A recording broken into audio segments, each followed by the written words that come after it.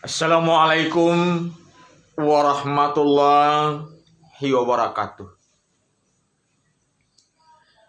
Siang hari makan buah naga. Sensasinya bikin lepas dahaga.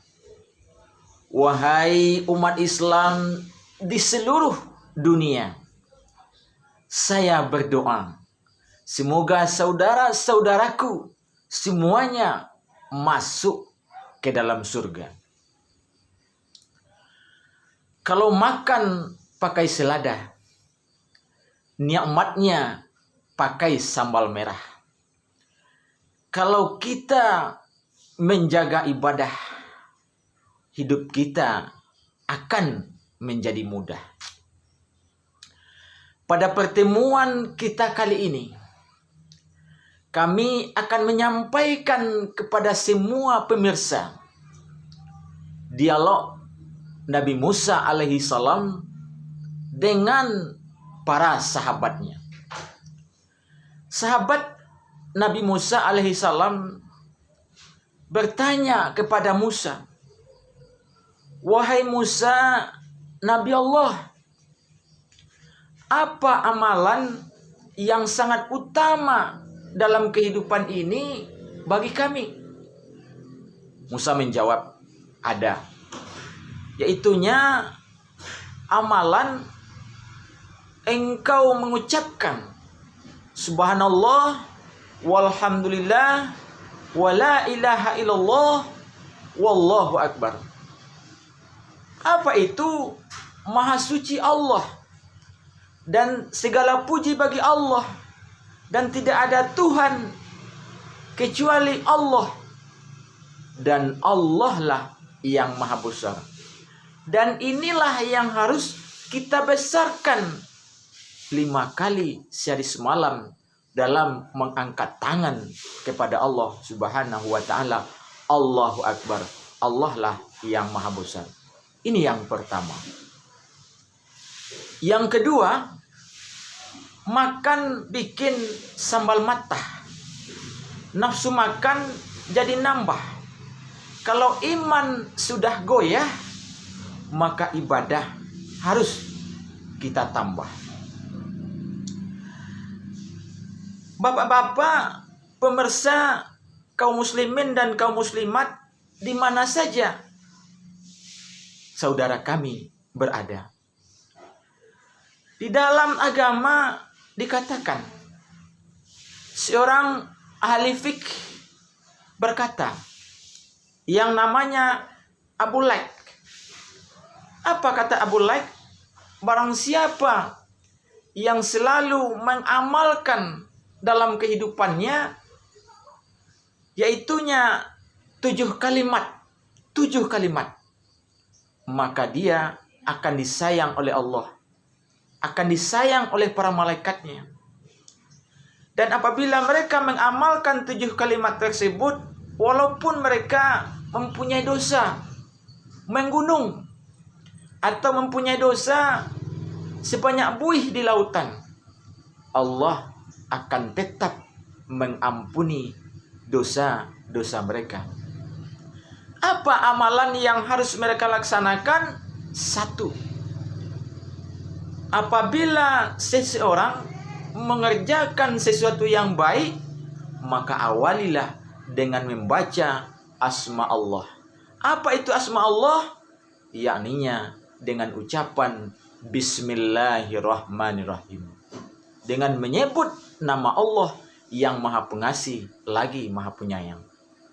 Yang kedua, apabila telah selesai dari suatu pekerjaan yang baik, mendapatkan hasil yang baik, melegakan sampai cita-cita, mereka itu mengucapkan Alhamdulillahirabbil alamin. Apa artinya? Segala puji bagi Allah, Tuhan sekalian alam. Yang ketiga, dalam kehidupannya apabila terlontar dari mulutnya kata-kata kotor, kata-kata maksiat, kata-kata yang ingin menimbulkan dosa, mereka selalu taubat pada waktu itu. Bagaimana taubatnya? Mereka mengucapkan Astaghfirullahalazim. Ampuni aku, ya Allah. Yang keempat, apabila mereka membuat suatu perjanjian, sesuatu yang belum terjadi dan yang akan datang, yang akan mereka laksanakan, karena dalam hidup ini rencana yang ada pada manusia, ketetapan dan ketentuan adalah hak Allah Subhanahu wa taala. Maka mereka selalu mengucapkan insya Allah. Apa itu insya Allah? Jika diizinkan oleh Allah Subhanahu wa taala. Yang kelima, apabila sesuatu dalam kehidupan ini terdapat kebencian yang tidak mereka suka, hal-hal yang tidak mereka ingini, mereka selalu mengucapkan dalam lidahnya, la haula wala quwata illa billahil alil azim. Tidak ada daya dan upaya, tidak ada kekuatan kecuali ialah kekuatan daripada Allah Subhanahu wa taala. Yang keenam, apabila di dalam kehidupan ini mereka itu ditimpa oleh musibah, ditimpa oleh malapetaka, apakah itu namanya sakit, apakah itu namanya kekurangan harta, apakah itu namanya kekurangan jiwa, dalam mulutnya bukanlah suatu penyesalan, bukanlah tangis-tangisan, bukanlah menepuk dada, akan tetapi dalam mulutnya terucap, inna lillahi wa inna ilaihi raji'un. Sesungguhnya semua kita milik Allah, dan kepada Allah lah semuanya akan kembali dan semuanya akan berpulang. Yang ketujuh, pada pagi, pada siang, pada malam, kapan saja dan mana saja, lidahnya tidak henti-hentinya mengucapkan kalimat la ilaha illallah Muhammadar Rasulullah.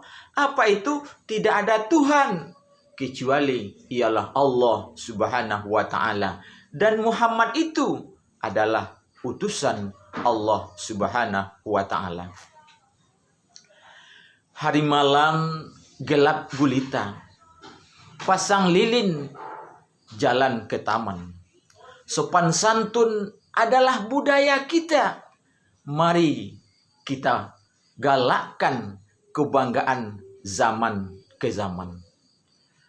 Bapak-bapak, kaum muslimin dan kaum muslimat di mana saja saudara kami berada. Di dalam agama Islam kita dianjurkan bagaimana kita menjadi pengikut dalam Islam itu, menjadi manusia yang baik, menjadi manusia yang bermanfaat bagi manusia lain.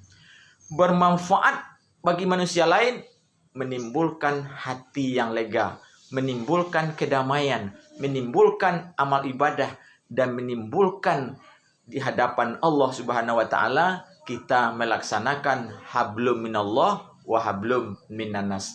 Baik hubungan dengan Allah dan baik hubungan dengan sama manusia.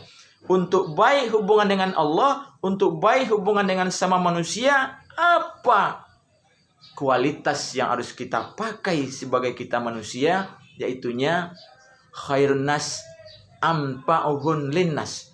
Manusia yang baik itu ialah manusia yang bermanfaat banyak baiknya kepada manusia lain. Maka untuk itu inilah yang harus kita perbaiki.